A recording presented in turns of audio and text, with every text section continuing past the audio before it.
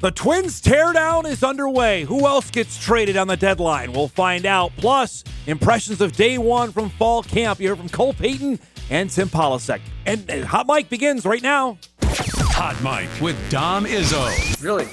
Really, Dom? No. I like what Dom's doing. Okay. Dom Izzo. Jeez, come on, Dom. What do you think I am, a magician? Yeah, I'm fired up, Dom. What else could I say? Absolutely. It was great to get on the field, and then Dom came up to me, and I'm trying to walk away from me. I just wanted to enjoy myself out there. Hot Mike. Great job.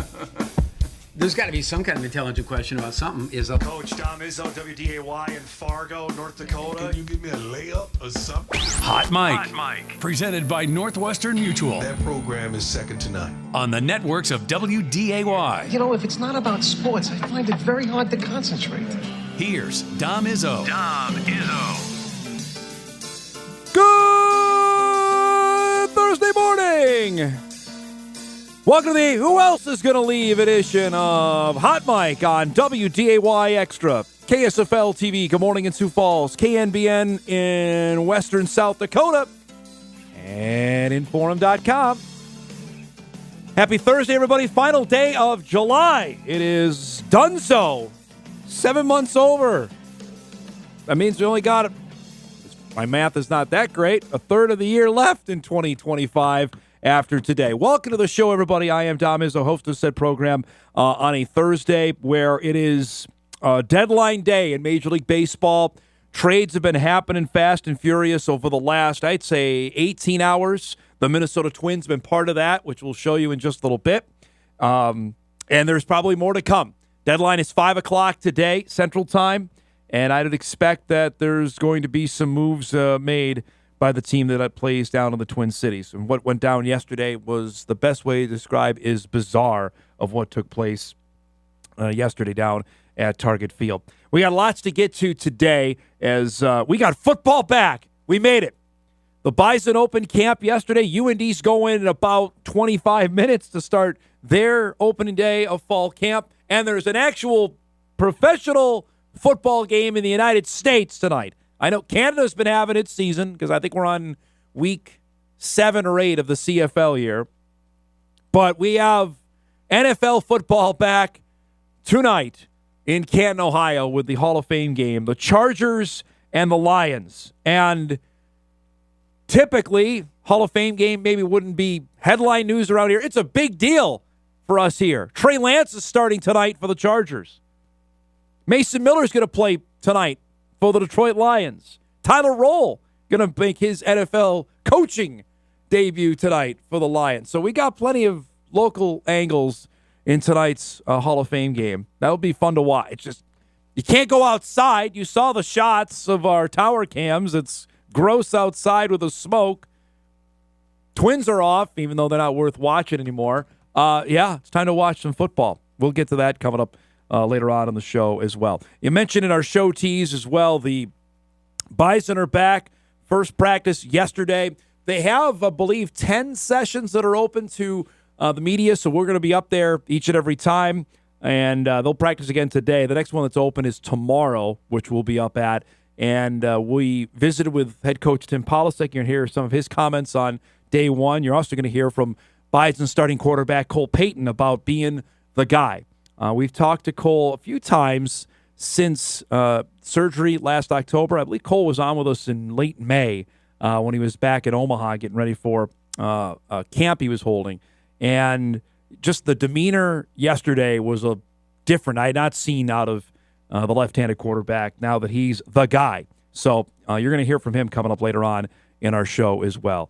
Really excited about a couple of our guests today, including a neat event going on in West Fargo tomorrow night that is unique to the area. I like the idea. Thankfully, the temperature aren't going to be too bad. We'll give you the full description on that coming up in just a little bit. But let's roll here with what happened yesterday. And after the Twins got their brains beat in by the Red Sox, which not worth showing. I've made the executive decision on that earlier in the week. Told you that we're not going to waste too much time on the actual on-field product because it's going in the wrong direction. But as the game was playing out, the trade rumors started circling. We talked about the Emmanuel Clase suspension that happened earlier in the week, the Guardians closer, all-star closer, who's been put on leave after rumblings that are associated with gambling involved with Clase. That meant Joan Duran's appeal went through the roof, that teams were going to inquire to the Twins about getting their closer, who still has 2.5 years of team control left. He's under contract through 2027, folks. That is like gold in baseball terms. And it was going to take something probably to blow the Twins front office away to make a move. And evidently, they got the offer because Duran was traded yesterday to the Phillies. 2 prospects are going from Philadelphia to Minnesota. And we'll give you the details on who the Twins are getting here in a minute. Duran is worth lamenting on him leaving because I just think of a couple years ago, and the video is out there, of that last out at Target Field. And it's not like it was 5 years ago. It was just 2 Octobers ago when he closed out the Blue Jays in the wild card series and Target Field going nuts. Now, I'll give them the props. Duran was part of the Eduardo Escobar trade way back in 2018 with the Diamondbacks. Trade deadline deal that the Twins were selling that year because they were on their way to another 90-loss season. That was Paul Mahler's final season as manager of the Twins. And they got this guy and has turned into the Twins closer for the last 3 years and throws hard. He has a tremendous entrance when he comes in. He's just been a good end of the bullpen guy that could command a large haul coming back. And so there's no other way to evaluate this. That the Twins are trading their closer, that means that they have punted on 2025 and are now looking ahead to whatever the future holds for 2026. This is the deal.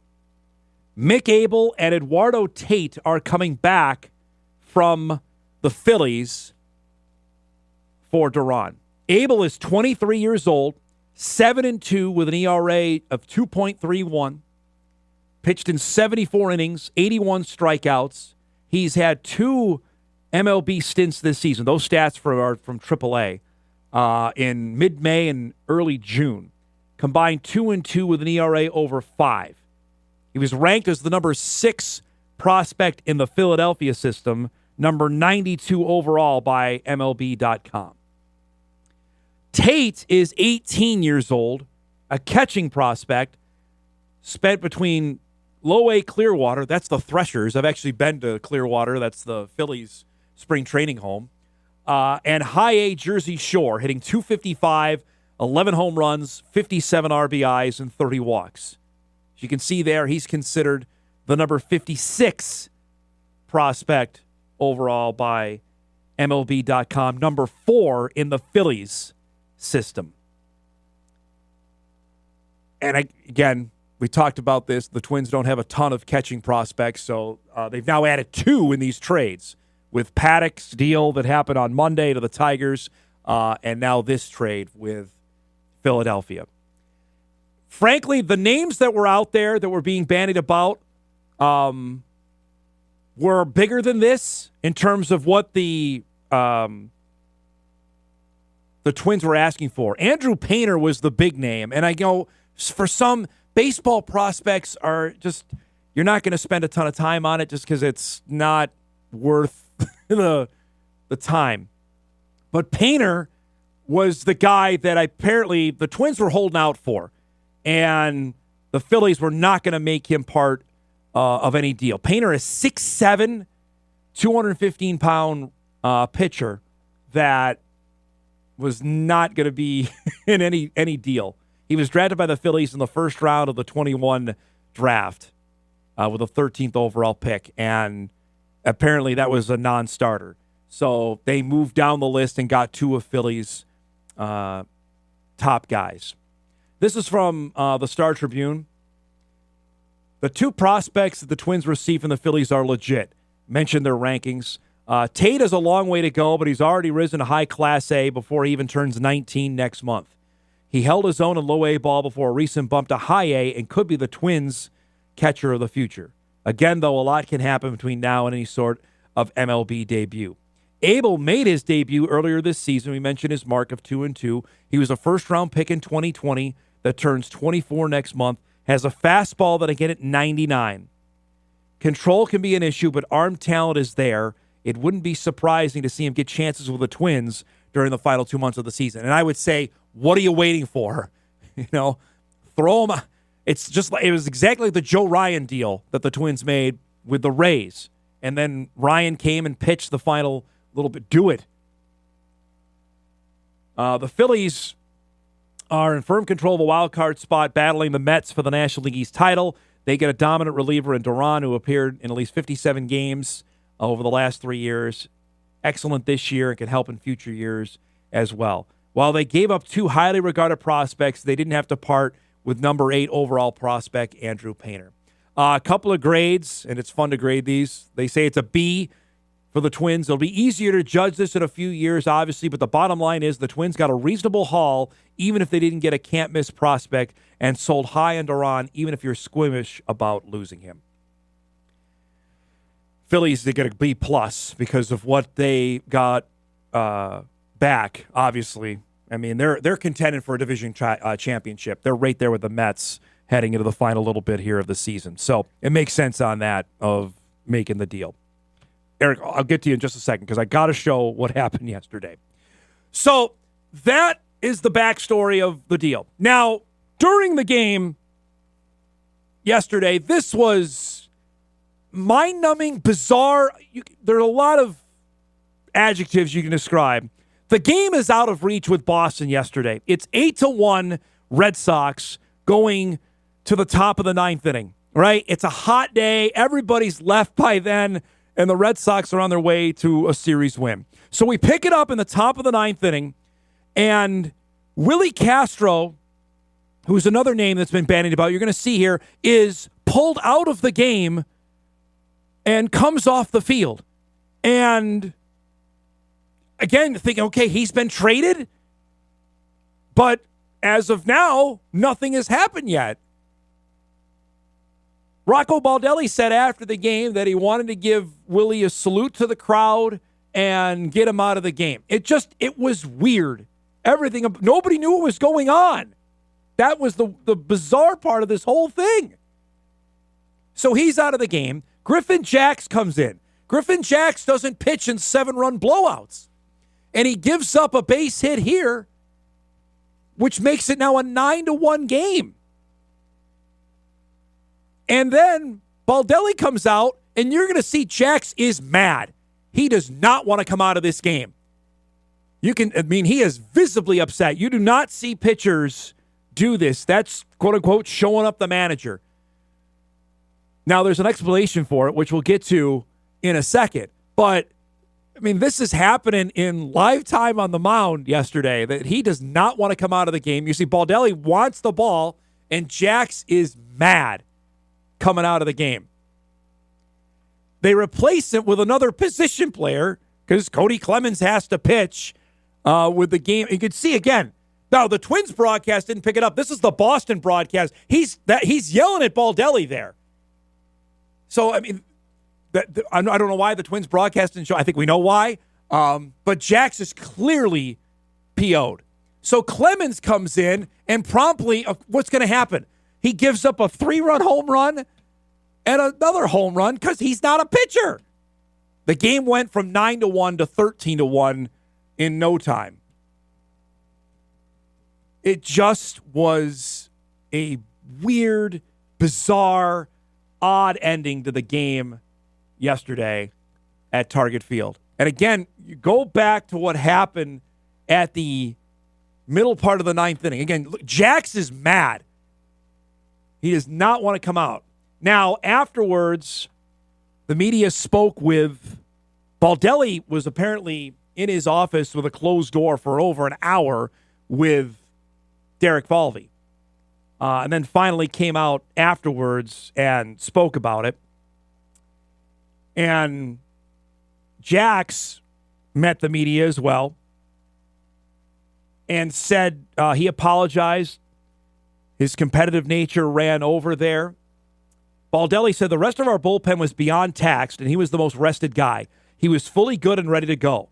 It was a 7-run game, not a spot you would normally be putting your leading guys in, but we needed him to pitch. So he comes in, gives up the run there, and then the baseball rules change because if you're down by 8, you can then bring in a position player to pitch. So then he comes in, Clemens comes in, Jax comes out, and you can see he was visibly upset. Afterwards, he said it was just a moment of emotion. I let what was going on around me build up a little too much. I was just in compete mode. I wanted the chance to get those outs because those are my runs out there. I'm competing, and I wanted that chance. Baldelli stood his ground as we saw. Jax marched to the dugout. And then Clemens throwing batting practice and getting ripped. Jax added, taking a step back, I understand I can't go out there and throw 30 to 40 pitches to selfishly get a couple more outs, making sure my runs don't score, and we've got a couple of big series coming up. It was just one of those moments of emotion, fire, and a little bit of selfishness on my part. Baldelli said he understood Jax's point and had no hard feelings. The best thing for Jax is pitching for us next week when we really need him in games that are close and the situation really matters. That is oblivious. They're out of this. There are no games that matter. There's nothing you can convince me otherwise on that. That overshadowed the bizarre Castro thing because he came out and again, much like the Duran thing that happened the night before where he's hugging guys in the bullpen and everybody freaked out that he got dealt, this happened yesterday. So you didn't see this on camera. Castro was sent back to his position at second base, but only for a moment. Just before the 9th inning began, Ty France came in to relieve Castro with Cody Clemens moving from first to second. His intention was to give Castro a little rest and perhaps a little recognition from the crowd, which was not 29,000 at the end of the game. Eric, if we could show up the video again, because the whole thing is odd. Castro is taking his spot on there, and then Ty France comes in, and he comes out of the game. Ty France said it's definitely a weird spot right now. There's 2 months of baseball left. We've got to figure our stuff out. We'll see how the next 24 hours goes, and we'll just reevaluate from here. But we've got to start playing better baseball. The whole thing is just weird. The Twins have the worst record in baseball over the last 2 months now. 21-32, 11-13 in July. They have not won a series since the All-Star break. That includes losses to the Rockies and the Nationals. And it makes you, how can we go from 2 years removed from winning a playoff series, ending that drought over 20 years, and having the attention be as high as it's ever been on the baseball team to this debacle that happened yesterday. And there's more moves coming. Carlos Correa could be traded today just because they want to get out from under that contract, which I could second-guess that till the cows come home if that ends up happening. Castro's likely going to be dealt. There are other moves happening. It just is mystifying. What do you got, boss? What are your takeaways from yesterday? So going back to the Duran trade, I mean, outside of that, everything else is just weird. But That's one word. The Duran trade was the first time that a top 100 prospect has been dealt in 2 years. So, I mean, you got a haul back for him, which is good. You didn't get probably what you wanted, but you did get 2 top 100 prospects for the first time in 2 years. Yep, that's a good point. And I think we brought that up with Corey Provis last week, that no top 100 guys have been dealt since then, and obviously that happened in this trade.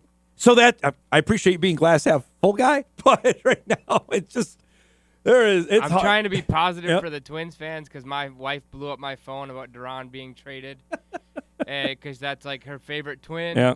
And at least I get to go hopefully see him when I go to D.C. in a couple weeks.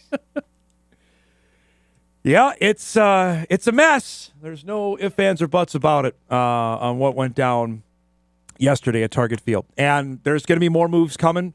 If anything happens between now and 11, we'll pass that along and let you know what's going down. That was a long opening segment. We got a lot to get to. We'll show you the Lynx Liberty showdown from last night at Target Center, which was a dynamite game. We'll get to that coming up. Our guest lineup is brought to you by Northwestern Mutual. We appreciate their sponsorship of our show each and every day. Mentioned this really neat deal coming up tomorrow night out in West Fargo at Cheyenne High School. The Stampede at the Stable. Outdoor wrestling at the football field. Chad Clemenson, James Moe going to join us here in studio from Cheyenne to discuss how this is the second year they've done it, what they're anticipating, the amount of wrestlers are going to be there. It's a pretty neat deal. Outdoor wrestling on August 1. Like that. That's coming up here in about 15 minutes in studio. Our guy, Sam Goetzinger, is that from Carbondale last year? The Mud Deal? The Mud Monster guy? Will join us. Sam's been on vacation for 3 weeks, so it's good to have him back. He was up at fall camp. We'll get his thoughts on what he saw yesterday as well. As I mentioned, we promised we'll have sound from Tim Polasek and Cole Payton coming up later on in the show. You'll hear from them about day one of fall camp and all the expectations surrounding them coming up later on in the show. So that's what we got planned here on what's turning out to be a busy Thursday because there's more stuff going down. We'll take our first break. We come back, recap of what happened across the way from Target Field last night. Glad you're joining us. Hot Mike on a Thursday is back after this.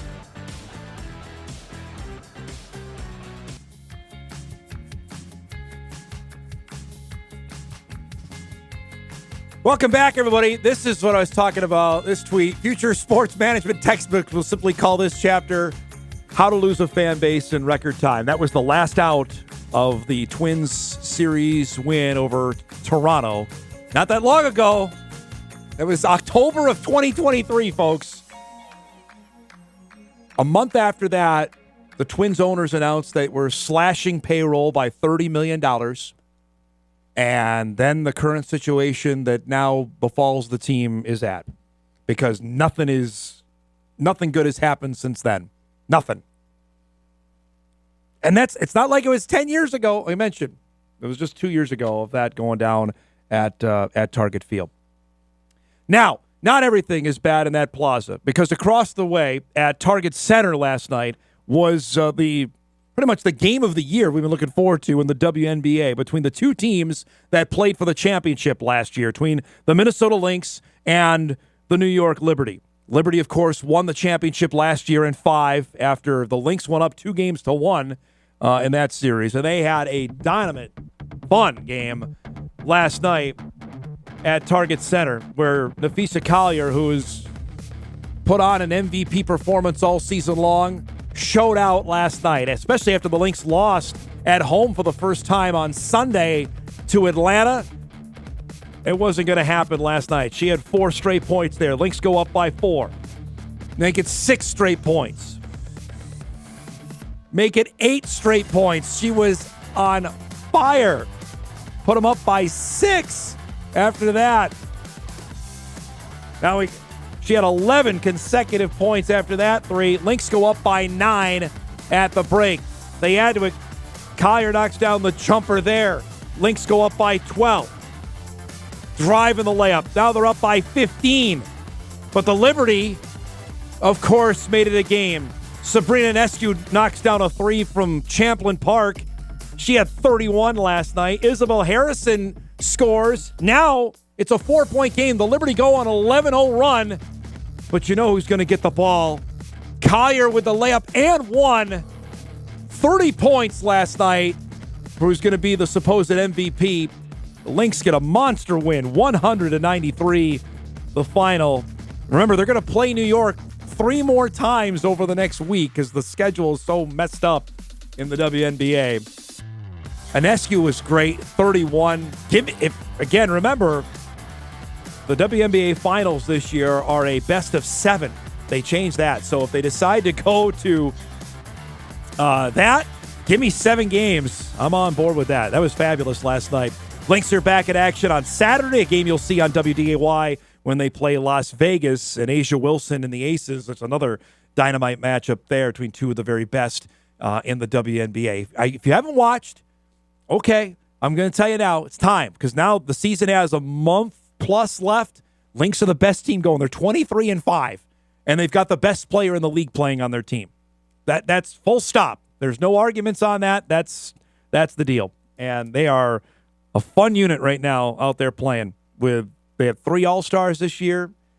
Kayla McBride, Courtney Williams are on there, obviously with Fee. It's fun basketball right now. How good they've been. And last night, I mean, you saw it. Crowd was packed. It was exactly the kind of energy that Target Field had a couple years ago. It was not that way yesterday for that blowout win by Boston. So some good mojo there by what went down at Target Center last night. All right, we'll break. We come back. We'll introduce you to what's going on tomorrow night in West Fargo, Cheyenne. Really neat. Wrestling outdoors. The Stampede at the Stable. We'll give you the lowdown on that when Hot Mike returns on this Thursday morning. We're back right after this.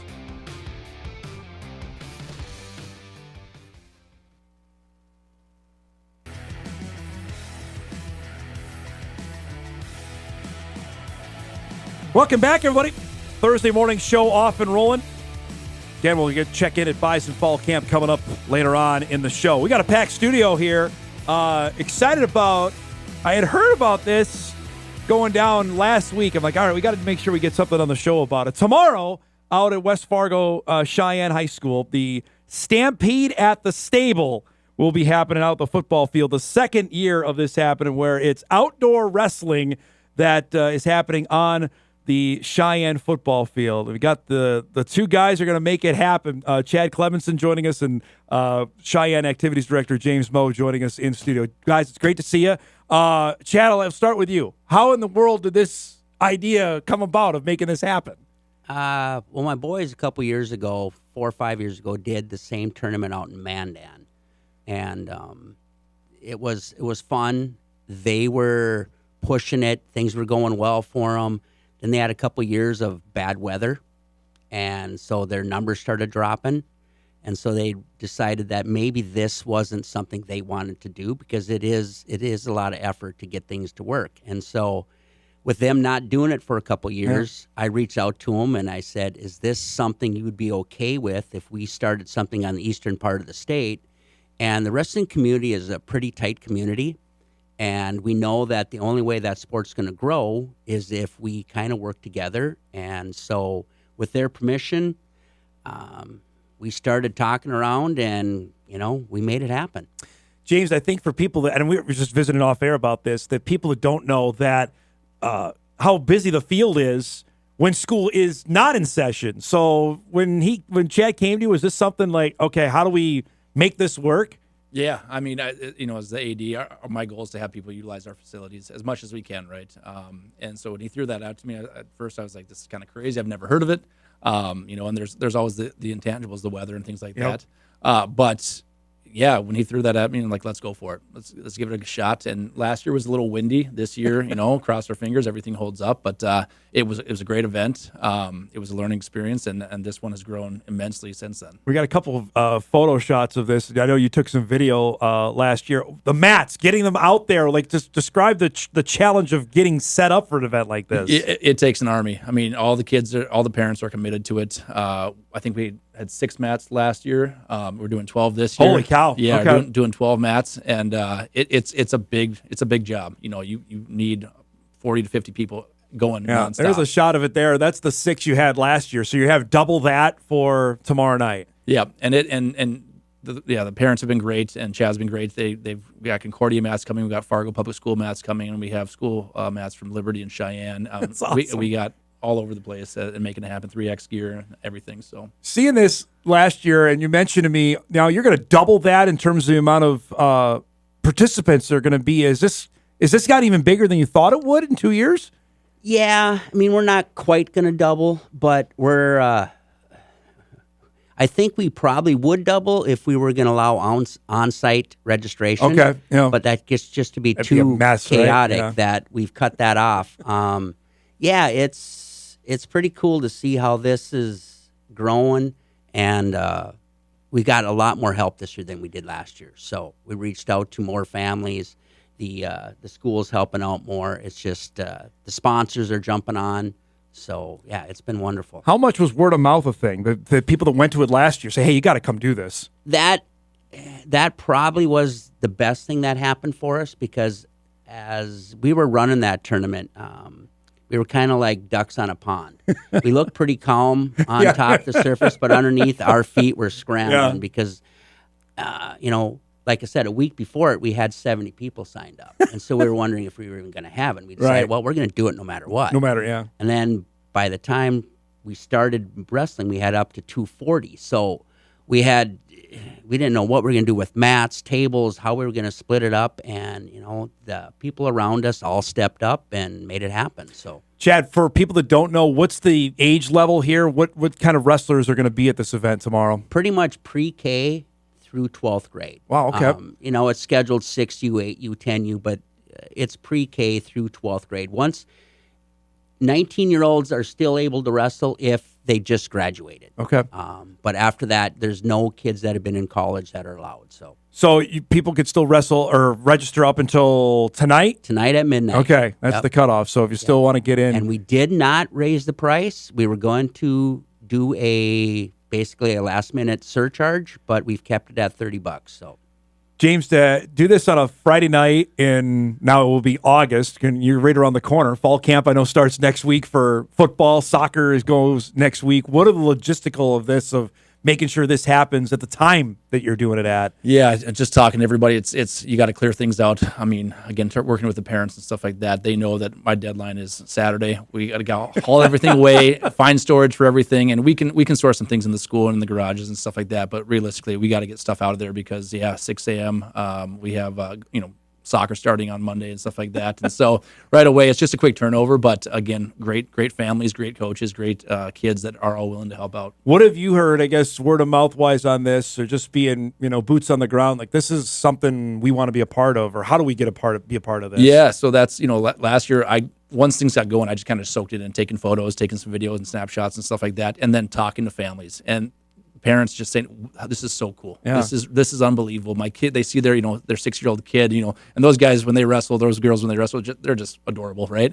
But also they're like, this is such a cool experience and we want more of this. And how do we make it happen? So, I think with West Fargo and with Sheyenne, we're always trying to figure out what we can do to make things next level. And, with this being outdoors, we have, the outdoor hockey event in Winter Classic. Yeah. We have outdoor volleyball coming up this fall and stuff like that. So there's a lot of things happening, and this is like a catalyst to all other things happening. I imagine just being out there, if you're driving on veterans and see that, I would just naturally just look over. Did you notice that at all? I know you're probably in the midst of it, but especially when you get later on, like, what in the world's going on over there? Yeah, when at 6, 7 o'clock at night when it's not dark out and the lights aren't on yet, I don't think people really, they just were wondering what's going on over there. But then at 10 o'clock at night, I would say like 9:30, right? Yeah. I know I got a lot of comments from people wondering what had happened over there and, why kids were running around and stuff. And that's when it really comes to life, is at night. But we can't have, these younger kids out there that late. So we have to start it early enough. But, I think at some point it would be really nice to graduate this to even a little longer at night, but I don't know if that'll happen. So how often are these frequent around the country? Are these, like, I've never heard of this before, frankly. When you mentioned the one in Mandan, I didn't even know that was going on. Is this more prevalent than I know? So again, a lot of people are trying to do things to grow the wrestling. And so there's beach wrestling, there's summer events, there's Rumble at Rivers and stuff. There's some events that are running down main streets. They're on baseball diamonds. Everyone is trying to tap into doing something fun to grow the sport of wrestling, because wrestling is a grind. And if you can make it fun for some people and something different, you might draw 1 or 2 new people to the sport, and all of a sudden you draw 1 or 2 new people and they talk. So you also have a really neat and I would say unique way of handing out first, second, and third trophies. Give us the lowdown on that. Well, the first, second, and third stuff will be, guys that have placed, and we've got some pretty cool cutouts this year. We got horseshoe cutouts that are going to have placing on there. There'll be an actual horseshoe cut out of metal. Last year for first place, we only gave a T-shirt away because again, the week before we had 70 people, so we couldn't invest in a bunch of prizes. But we knew it was going to grow, so McNeely Steel donated the trophies this year. That's awesome. Then we're going to hand out some gift cards to some kids that are on the mat rolling around. If they do something fun, we're going to have some on-field personalities walking around and seeing something cool, and they're going to hand a kid a $25 gift card for doing something fun.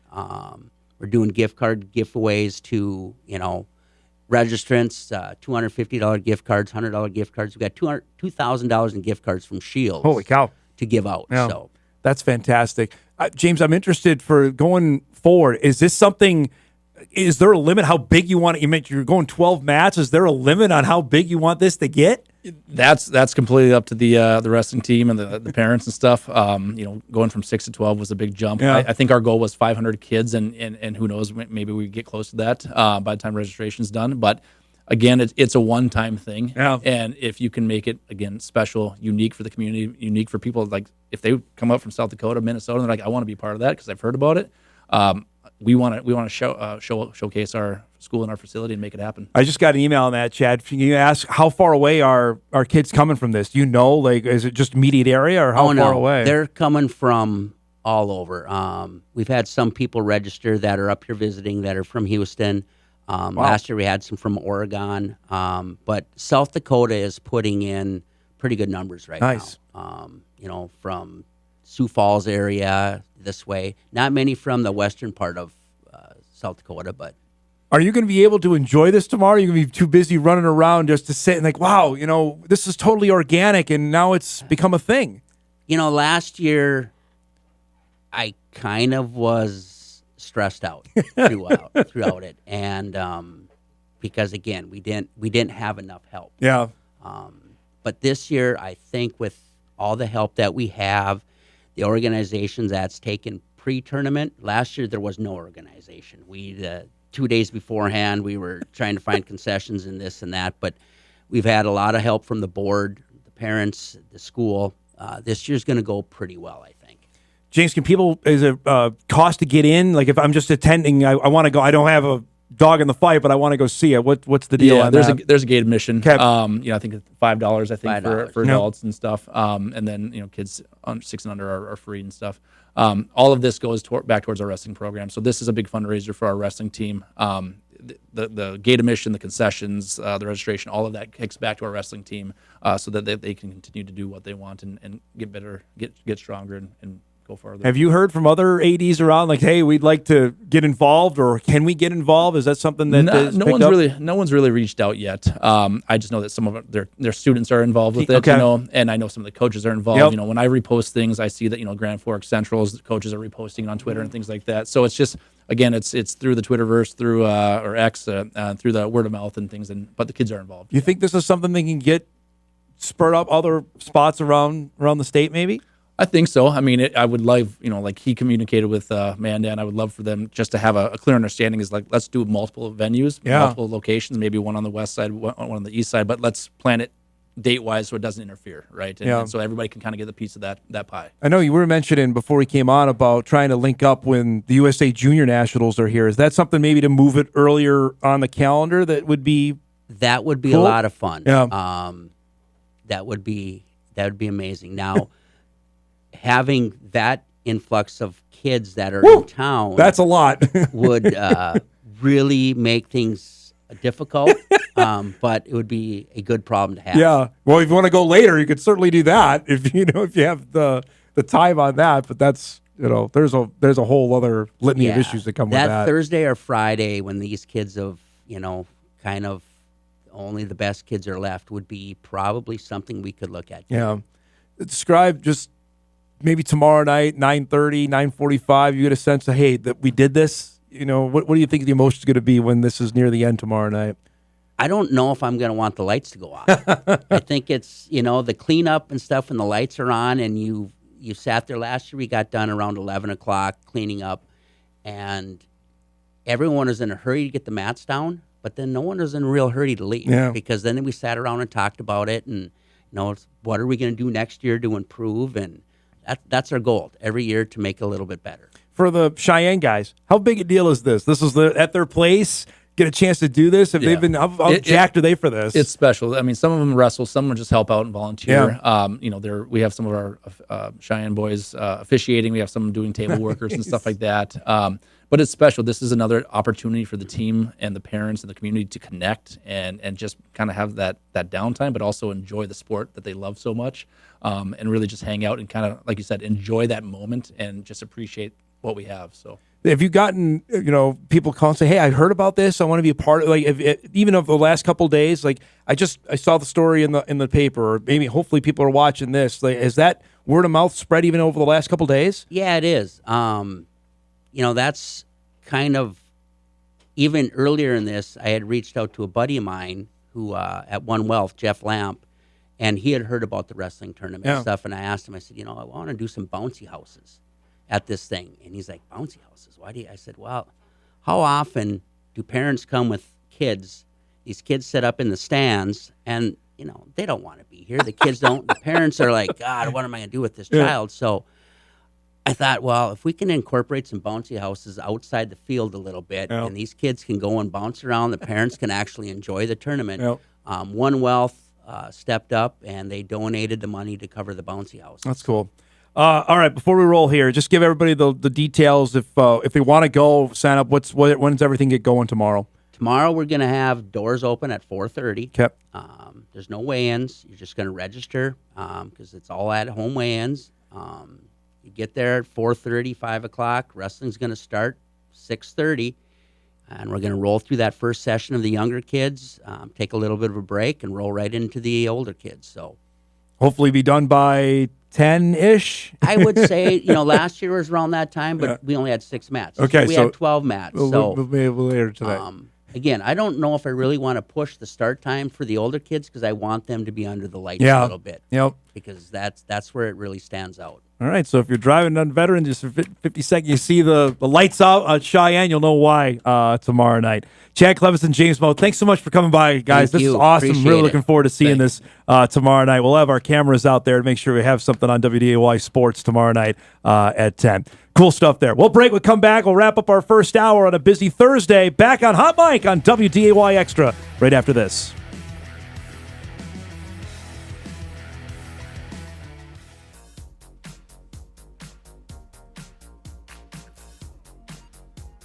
All right, welcome back, everybody. Wrapping up our first hour. Good stuff there with Chad and James. We saw a couple of the shots, photo and video from last year. It's a neat deal, unique, and why not try something different? Certainly looks like it's exploded with the fact they doubled from 6 to 12 mats from last year to this year. That's what you need. If you want to get people involved, get people excited about different stuff, you got to think outside the box, and that should be quite the event tomorrow night. Excited to see the amount of people and interest level happening out at Sheyenne High School coming up tomorrow night. Let's see. We got a couple other emails coming in.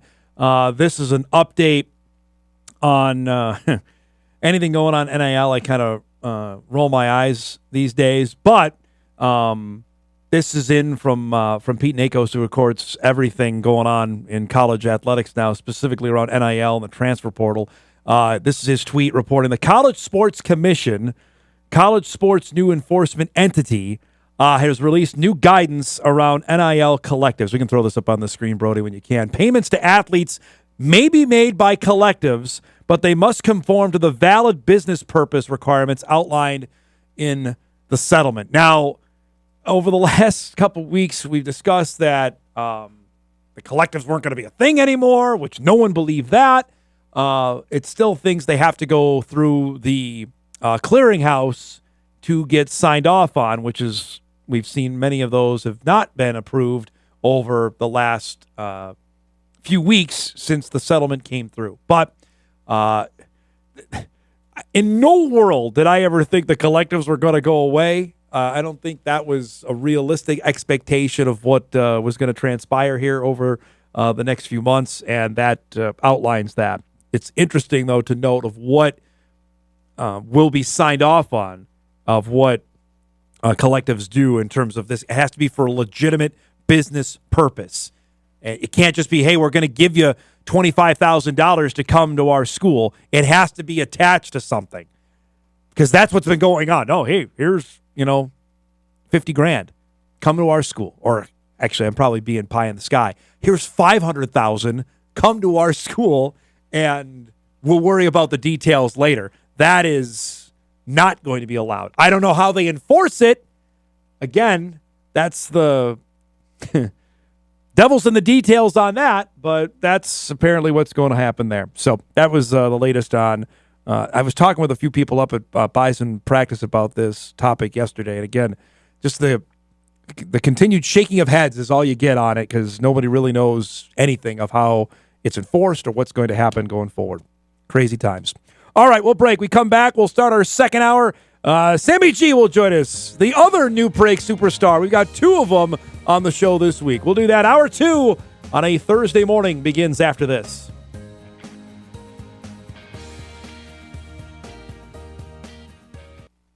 This is Hot Mike. Hot Mike. On the networks of WDAY. WDAY. Here's Dom Izzo.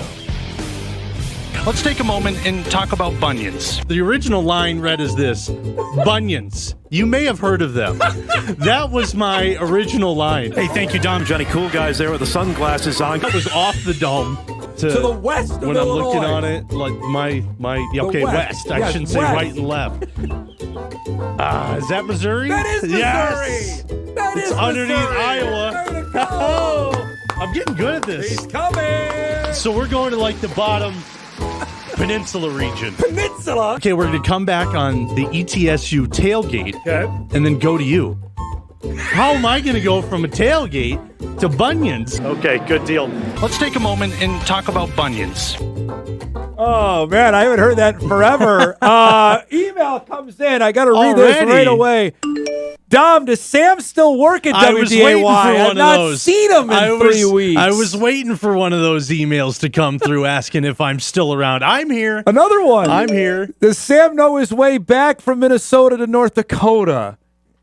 Surprisingly, yes, I do. I do know that one. I'm pretty good. I'm pretty good on that You have route. that. First off, welcome back from well-earned did you vacation. miss me? Totally. What did I miss? Well, you missed a bunch of stuff. Yeah, there was some important, some that's not. You were out traveling. I know. You actually did a long road trip, Just a journeyman throughout the month of July. which I thought was immediately got my antenna up, because Sam's driving through parts of the country that I believe he's not been through before. Yes. And your sense of direction is, let's just say, challenged. Well, probably the best way to say give it. me a GPS on the phone, and I know exactly where I am at all times. But what you're alluding to, drove out this last weekend, or flew out to New Jersey, and then drove back. So that was quite the 18-hour road trip there. Yeah, it's not fun. I'm not part of that. I tell you, we were passing through some of these states. I'm like, I didn't think we would get to Ohio. I didn't know this was on the. Why is Michigan so close? So that was a learning experience. I think I told you guys about the Arkansas trip earlier this month, and then we went to Wisconsin as well. Yeah, so you've been a traveling around man. the world. East. I want to go west for once. Yeah, but we're always going east. Yeah. You experienced how big a state Pennsylvania is. Oh my! Pennsylvania is gargantuan. And then you put road construction in the mix with that. Yep. Yeah. That felt like 14 hours to get through that. And the rest was like in 4. our trip from hell, we got stuck. It was 10:30 at night outside of Scranton, Pennsylvania on Interstate 81. Full stop. Yeah. It's 10:30 at night. Yeah. And we're not moving. I mean, we've been traveling for 30 whatever blinking hours. Like, I got to get out of this bleeping car now. I agree with you. But it's full. Like, I never experienced that. Like, rush hour, yeah, I've done all that in a lot of major cities. This on a interstate, stopped? No, that was the first. I'm trying to think. That was in Pennsylvania. It might have been around that area where we were running into issues like that too, or a little bit deeper in. It was brutal to get through Pennsylvania. And I will say, I'll out myself here on this geography don't do mark this to here. yourself. I was with Rachel Herzog as we were coming back, and I kept asking if we could go to either Pittsburgh or Philadelphia, just assuming they would be on the way. They're not on the way. No. I still don't know where they are in Pennsylvania, but apparently they're not on the stretch to drive through the state.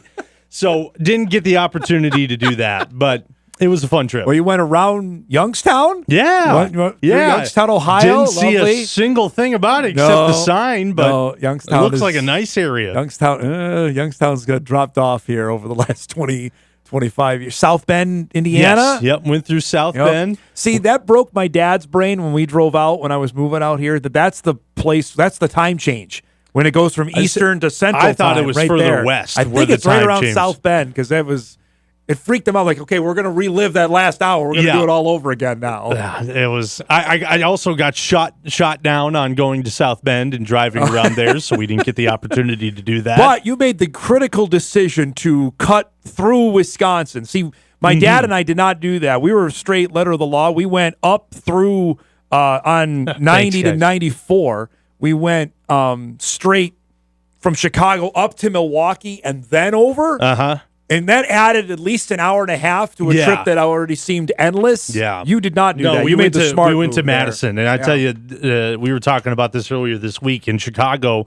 We got there like around 9, 10, 11, somewhere around there. I can't remember exactly. I was half asleep, but it was like driving on the Autobahn. The speed limit says 45, and that is an absolute suggestion. Everyone's going 80 miles an hour in a 45-mile-an-hour zone, and there was not wall-to-wall traffic, but there was enough to make me clutch it a little bit. That is, the Dan Ryan Expressway is another. Yeah. That's something you are.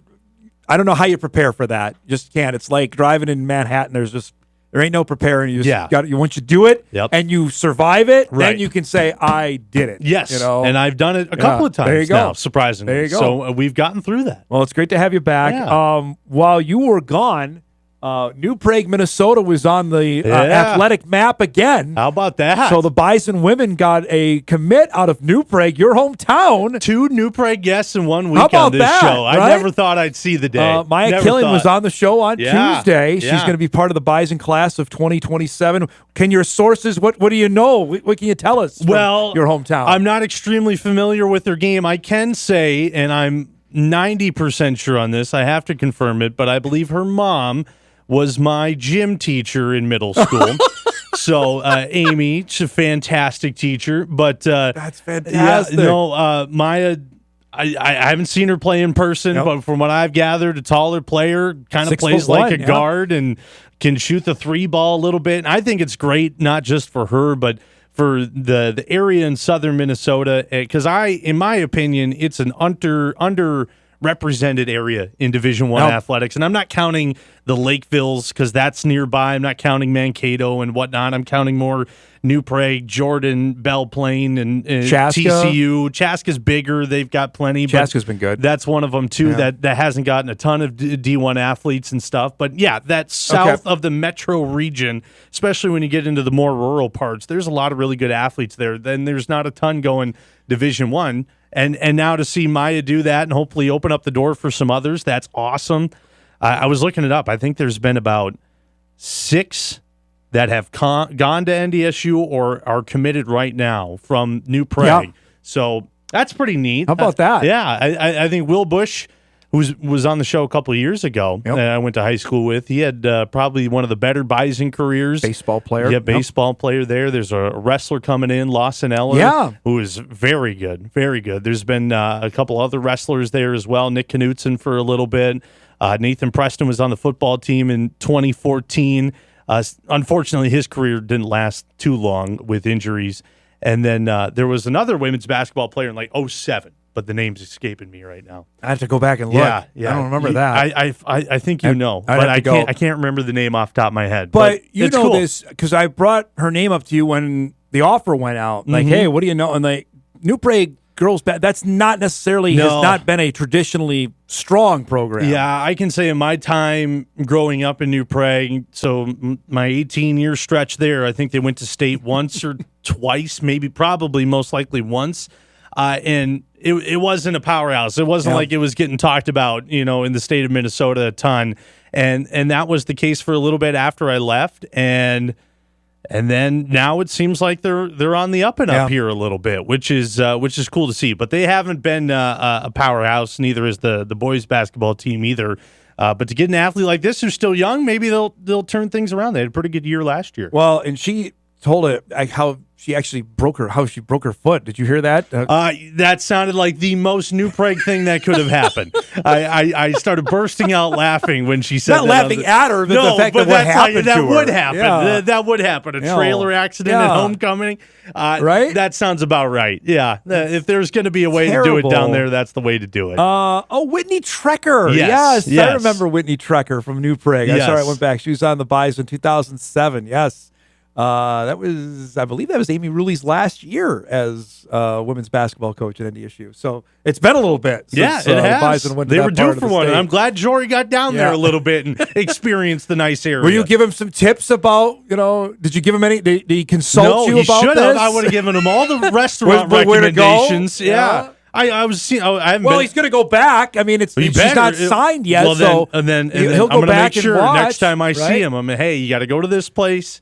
You got to go to this place. You got good kolachkis over here. You got good vamachka over here. That'll be the plan. I would take. There's probably a 0% chance he's had either one of those dishes you just said. They're fantastic, fantastic, so good. So there you have it. New Prague, Minnesota, basketball haven. Apparently, that we did not know about there. We're getting there. Basketball and wrestling haven. It's coming around. How about football? No, football. No, it's not going to happen this year. Never been good. No, never. Nah. Well, in the 80s, they won state once in the 80s. Recently, not so great. No. I think it's been a below 500 kind of situation for a while. Numbers are an issue. Yes. Yeah. Well, and now we're in the big class, right? You're up too, and we're not very big people, like tall wise, so that doesn't help our cause either. That's always been a bugaboo, but hopefully they turn things around. Let's see. There's a couple other items I wanted to get to, but I'm completely thrown off after you're mentioning any sort of food items there that we talked about. Have you ever had vamachka? No, I have not. It's a dill Czech style soup.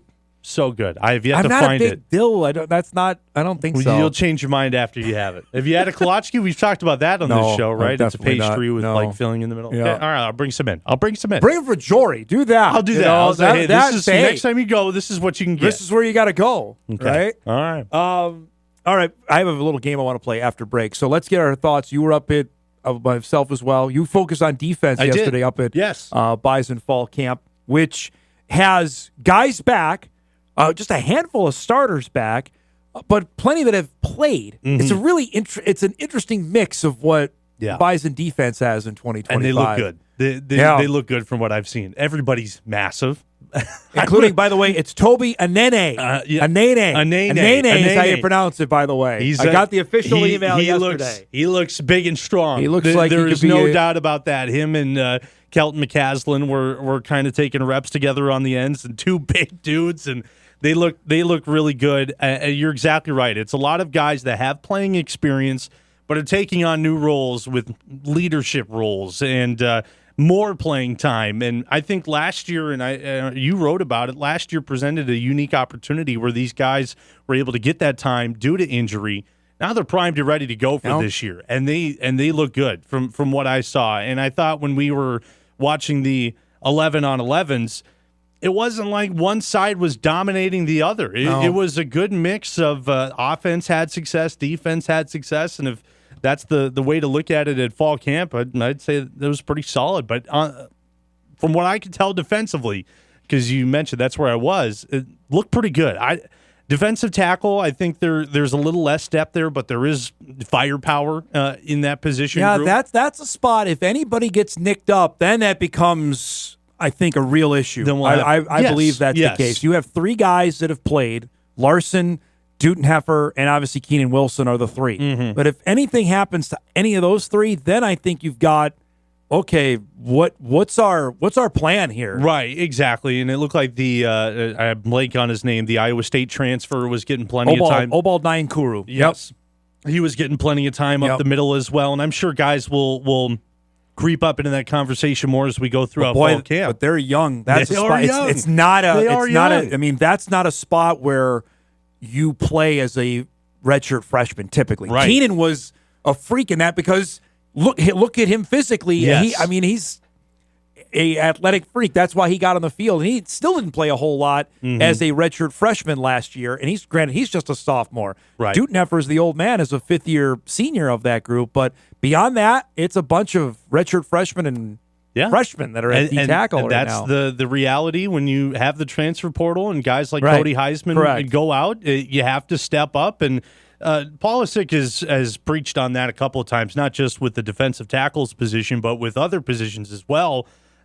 They're just going to have to step up. That's just how it works, and I'm sure we'll see that going forward. But you're exactly right. They're younger guys. I'll be curious to see what they do in that room. But besides that, linebackers looked really good. Now, you talked with Staling yesterday. Yes, if you missed that for our news last night, they looked really good. The trio of Kopp, Woolen, and Staling is a scary that's bunch. athletic, man. That's a different kind of athleticism that they haven't had there over the last couple. Grant Olson said it, so I'm just repeating what he told me on the show on Tuesday.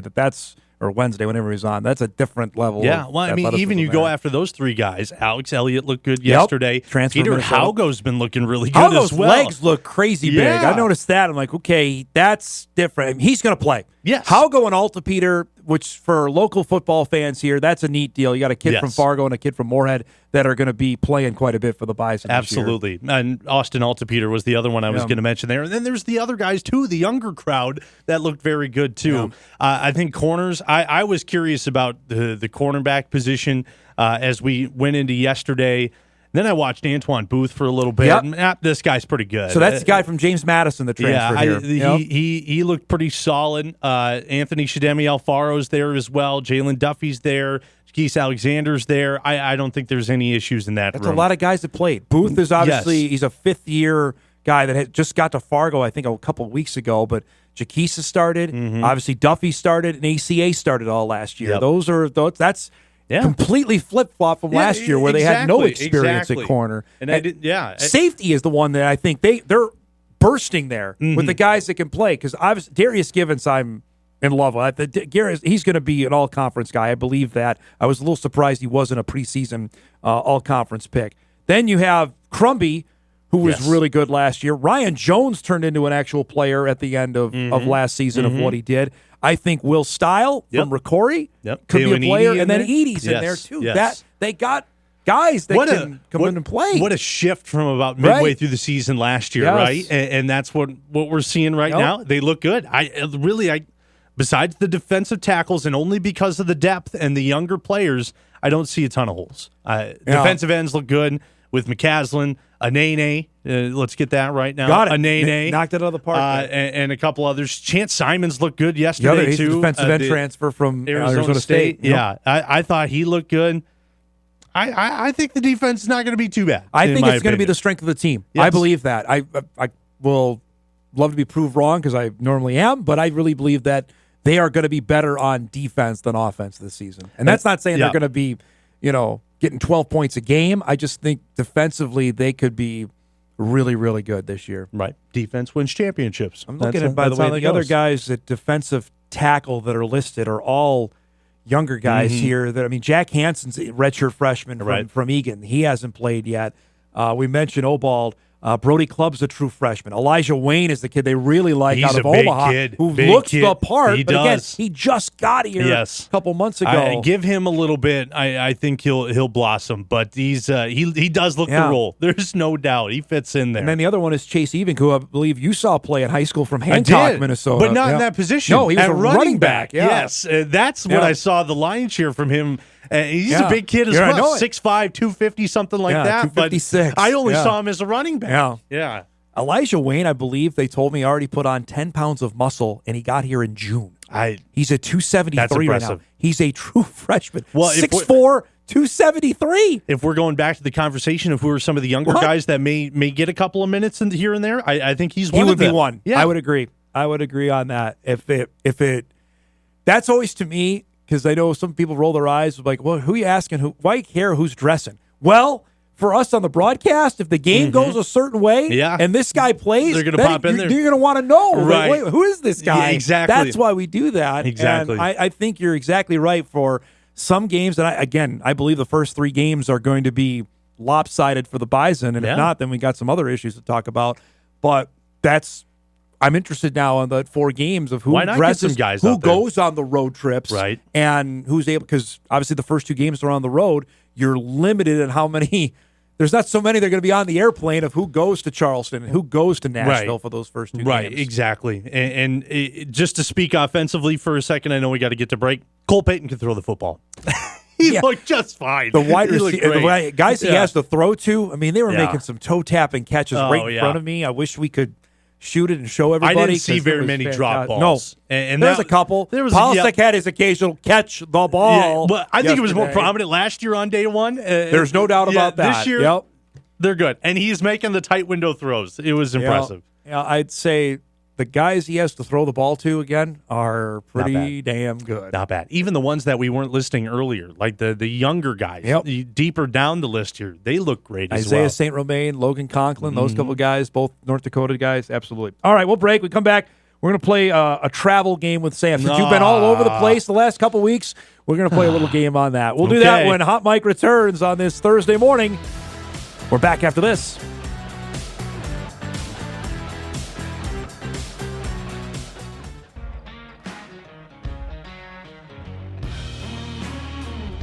Welcome back, everybody. Back with Sam here. This is from Bobby Nightingale Jr. You can throw this up, Brody. The door has to completely close on a Twins-Astros trade talks, but the odds are low. The Astros' initial offer centered on the Twins paying down half of Correa's contract and Twins including another bat. Correa described the talks yesterday as not too serious. So, again, deadline is at 5 o'clock today. I know you're not a huge baseball guy, but, we showed the video from earlier, just 2 years ago, of Target Field going crazy when they beat Toronto. Yeah. It's not like that was that long ago. No, it feels like it was a million years ago. It does. Now. After seeing what happened yesterday and how weird is the just dysfunctional. Bizarre. Yeah, it just couldn't get a grip on things. No, you can't get out of your own way now. No, and you see what the Wolves have done and how the resurgence there, and the Vikes have always been popular, and now the Vikings are just. You look, they're a model organization. Guys want to go play for Kevin O'Connell. Right. Nobody wants to go to Minnesota right now and play for the Twins. No, and hopefully things square away in the future. I didn't really put a bunch of stock into the Twins season this year.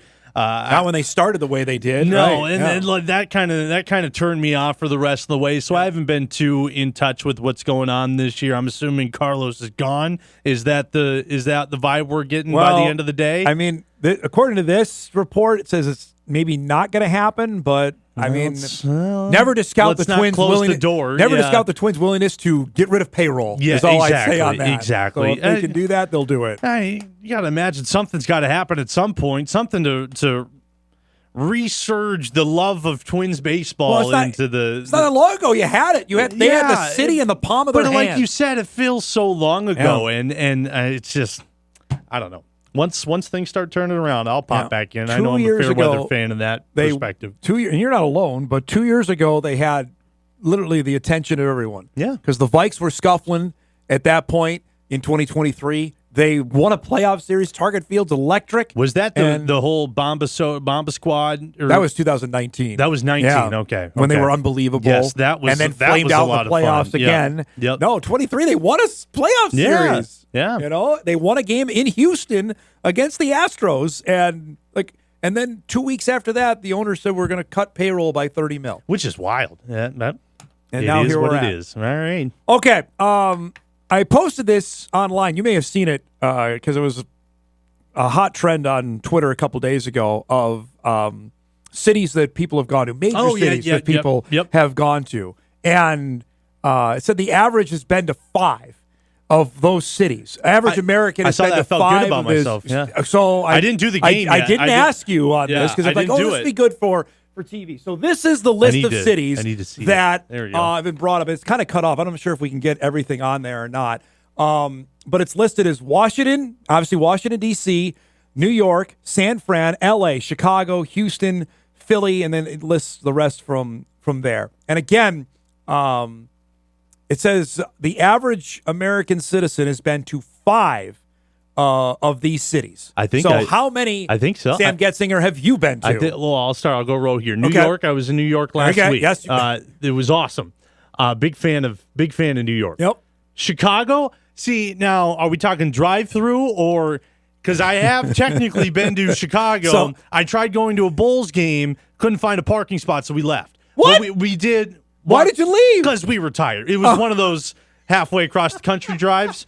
So I would tell you, airports do not count. Because I had people ask me this. Airports do not count on that. Bring it up. Keep it up, Brody. Keep it up. We Throw it gotta up see here. it. I've been to Chicago. I'm putting that down on the list. That's I'm putting 2. it down. Dallas. I've been to Dallas. Yep. Atlanta. I went to the airport. No. Doesn't count. Boston, no. Portland, no. Detroit, no. Miami, no. Indianapolis, heck yeah. Been to Lucas Oil Stadium a couple of times. Columbus, I've been to Columbus. Really? Home of the Ohio State University. I did a women's hockey game there. Is that right? Yes. St. Cloud State, Ohio State. They lost by a combined score of 16-1. I think you're up to 7 here. Now, look at that. It's pretty impressive. Phoenix, no. You're above the average American. Jacksonville, no. Denver, yes. Okay. Been to Denver during the pandemic. Never left my hotel room, but I've been to Denver. Charlotte, no. St. Louis, no. Minneapolis, no. I've been to Minneapolis. Austin, I've been to Fort Worth. Really? Yes. It's right next to Dallas. Okay, you're up to 9 here. Milwaukee, been 10. to Milwaukee. Vegas, no. San Diego, no. Cleveland. Did we go through it on this last trip? No, I'll just say no. Raleigh, no. San Antonio, no. Baltimore, no. Yeah. Kansas City, driven through it a couple times. Yeah. Are we counting that or no? Did you get out of the car? No. Then I can't count no. it. If you didn't get out of the car, I can't count it. Tampa, no. Well, Tampa. Did I go to the Frozen Four in Tampa? No, I don't remember that. Buffalo, no. Memphis, no. Pittsburgh, yes. Love Pittsburgh. Pittsburgh's a great town. Big Pittsburgh Underrated. fan. Pittsburgh's underrated. Yep. Sacramento, no. San Jose, no. St. Paul, yes. Oklahoma City, driven through it. Nashville, soon to be. Yeah. Yep. Tulsa, no. Cincinnati, no. Tucson, no. I counted like 20. Yeah. It's not 20. I got 12. Oh. That's pretty good, though. That's not bad. Yeah. I was at 20. But when I did this, You did 20? I got 20 of these. I have not been to Austin. I hear Austin's fantastic. Haven't been there. I have not done San Diego yet. I'd like to see that. I've not done Raleigh or San Antonio or Memphis. I've not been there. I will tell you a couple underrated ones that are on here. People might roll their eyes. I mean, you mentioned Pittsburgh is one. Yeah, Pittsburgh's that's great. awesome. Love it. I mentioned this a few weeks ago. The Pittsburgh baseball stadium is the best. Is that next to the Allegheny Yes. River? Is that the Allegheny, river the there? Look at that. Monongahela, and the Ohio River? That's a cool area. Pittsburgh is great.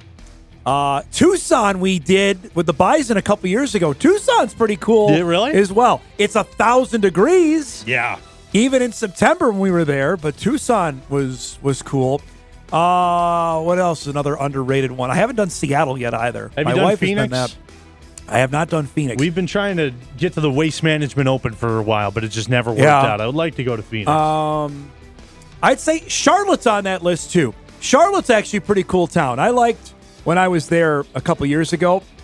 It wasn't very long, but Charlotte's it's a cool city to go to, I think, in like February, March, April, where the weather is just, it's not super hot yet. Yeah. There's plenty of stuff to do. That's a cool town. And that's I like in that. North Carolina? That is I correct. hear. That is Okay. in North Carolina.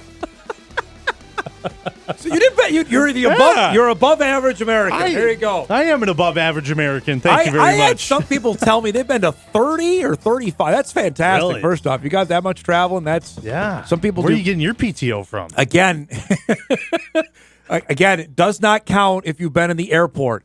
You got to Yes. step outside the airport. I'll stop to me. telling everybody I've been to Atlanta then. No. And I was there for 10 minutes No, when I was no, 9. that does Yeah. not count. No. You got to be in the city. Okay. You got to get outside. Fine. Like driving through, you got to stop at like a restaurant or a gas station for it to Okay. count. Or at least in my rules, or if you're in the airport, you got to step foot in the actual city. Maybe Kansas City was on that list. I remember eating barbecue. I don't remember where it was from, but I'm assuming it was Kansas City barbecue, man. Really Dynamite. Really there. good. Great to have you back, Yeah, bud, and absolutely. looking forward to seeing your reports coming up all month from Bison Fall Camp, all right? Absolutely. There he is, Sam Goetzinger, joining us each and every Thursday. We'll break. When we come back, speaking of Bison Fall Camp, you'll hear from Tim Polasek and Cole Payton on day one. We roll on this Thursday morning edition of Hot Mic. We're back after this.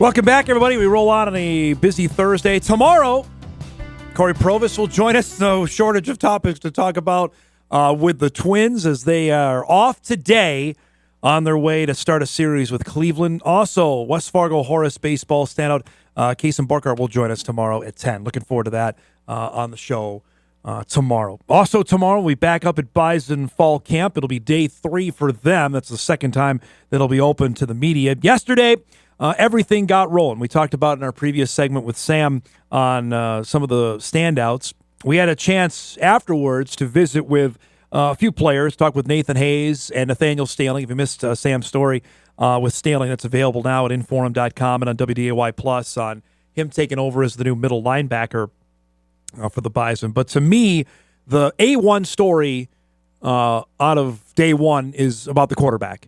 And that's the new starter, and Cole Payton, who has waited 4 years for this opportunity.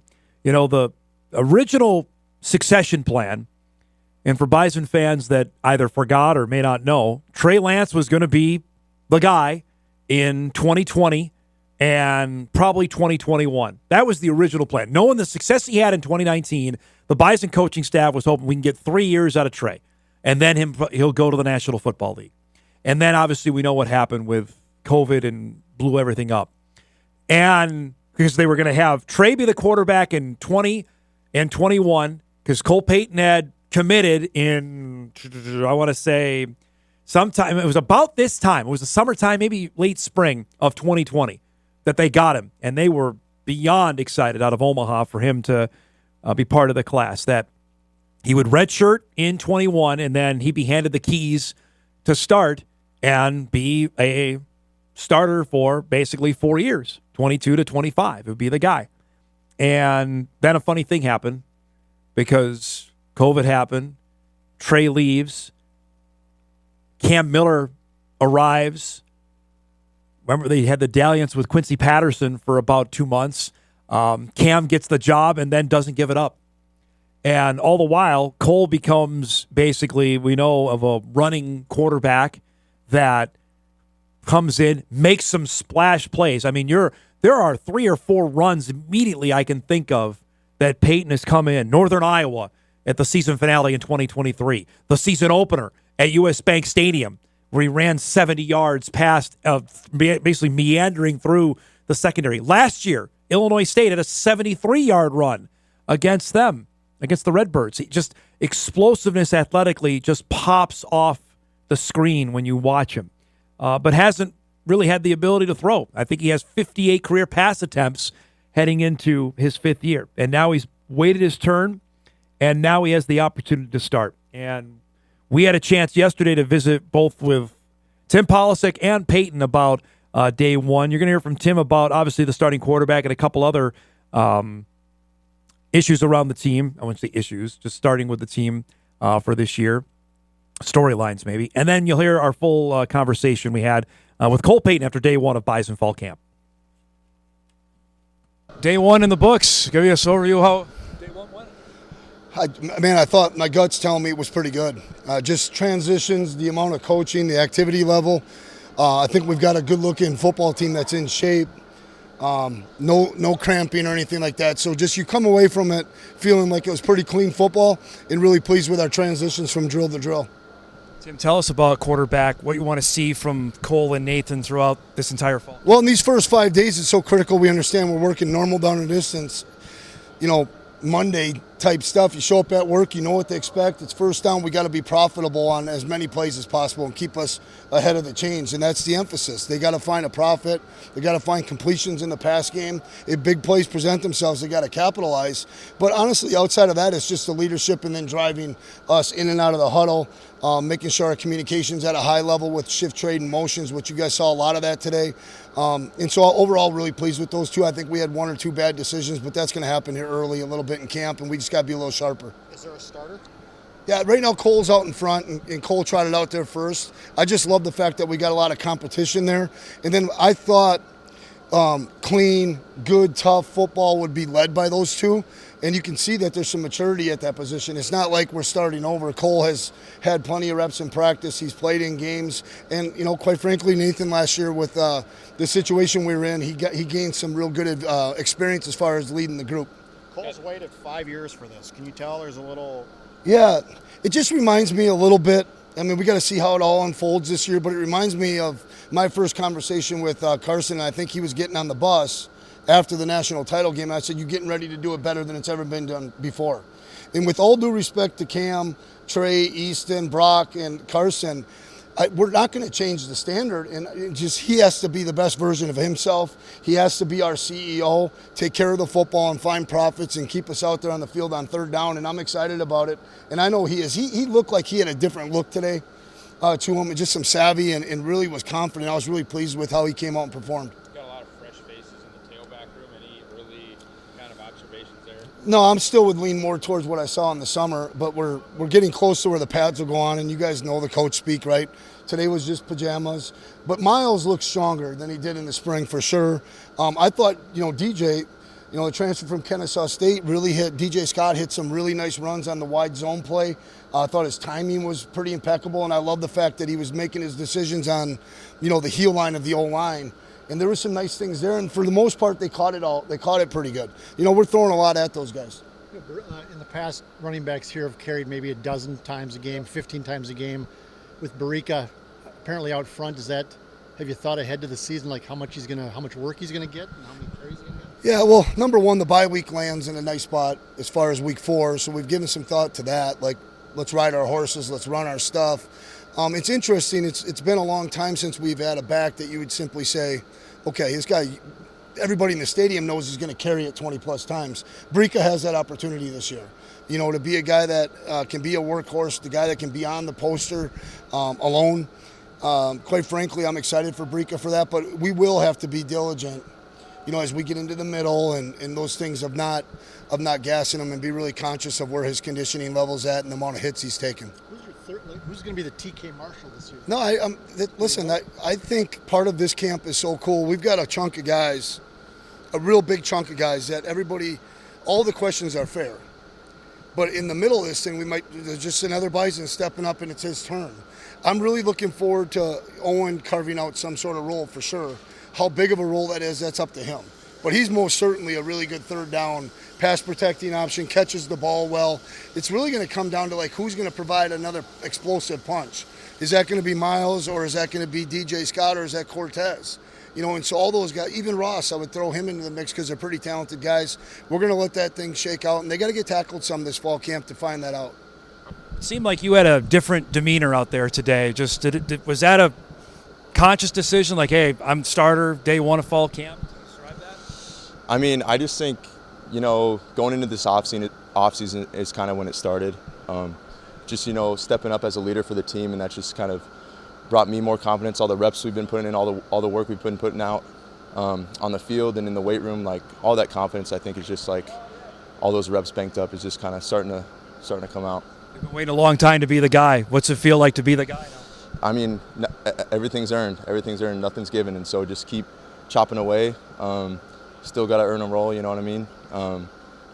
Nothing's given. So I got that mindset that, we got some good quarterbacks in the room.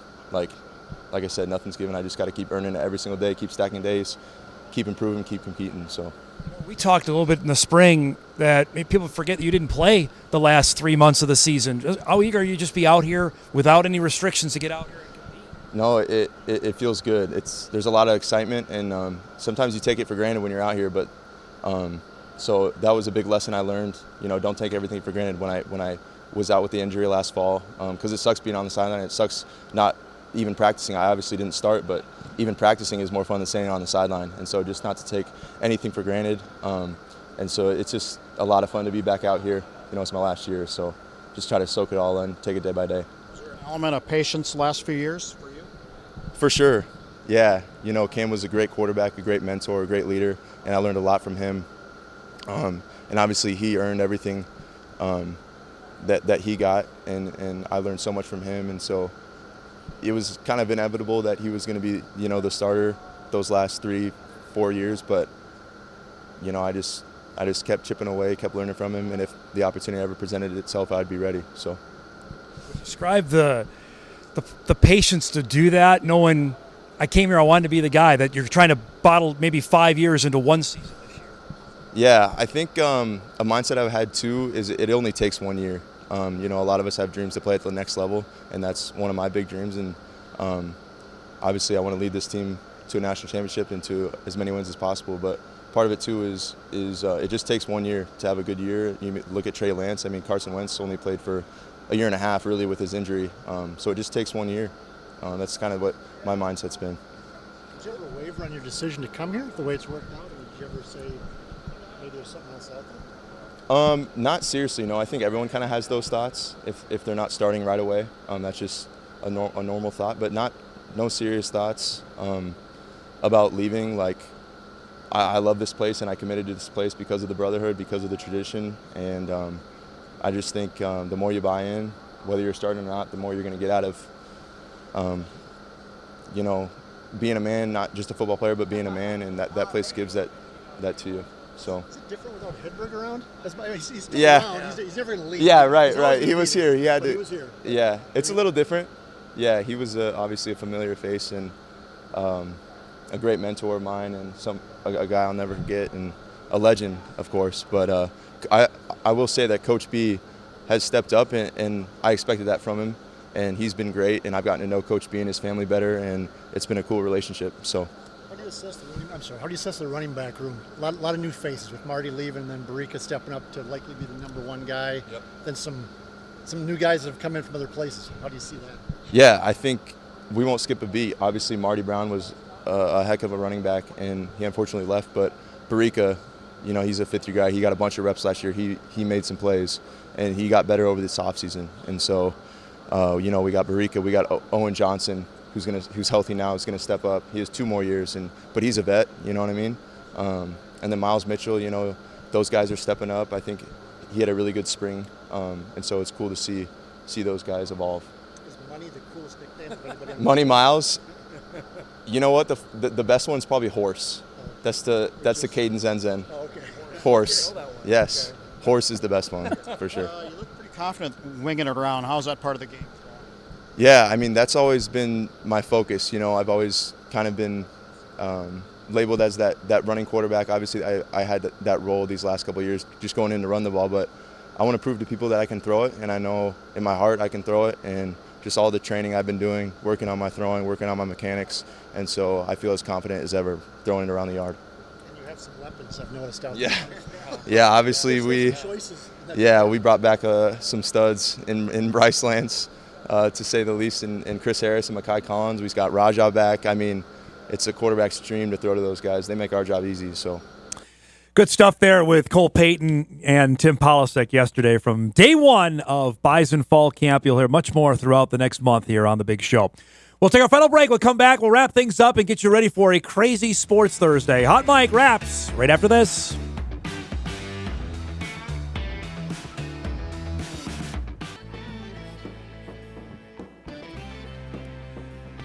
All right, wrapping things up here on this Thursday morning, just a few hours away from the trade deadline. This is from Bob Nightingale. We can throw this up real quick before we get to what to watch. Why the Astros-Twins things have broken down. This is what he had to report, that the Astros trade talks with the Twins for Correa all but dead. The Astros asked the Twins to pay about $50 million of the remaining $102 million left on Correa's contract and to include an outfielder. The Twins rejected that and are not budging. They asked the Twins to pay $50 million. What? Let's know who you're dealing with here. They're not paying anybody. If anything, they want to be paid. Please take them off our hands. That ain't going to happen. If that is accurate, I don't deny the veracity of that report, then, yeah, it's donezo on that. We'll see. Again, all quiet now, but still till 5 o'clock for the deadline. Let's do some What to Watch before we get out of here.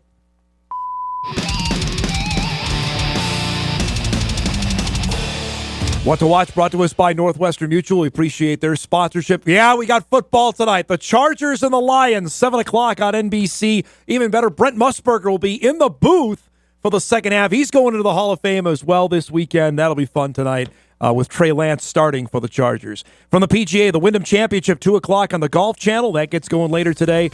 And the trade deadline show at noon on MLB Network. Plenty more, I'm sure, on Duran getting traded by the Twins. Our thanks to our guests today, to James Moe, Chad Clemenson, and Sam Goetzinger. If you missed any of the show, you can podcast it later today at Inforum.com. You can watch a full replay on WDAY+. Enjoy the final day of July, everybody. We'll see you back here tomorrow on Hot Mike. Thanks for watching.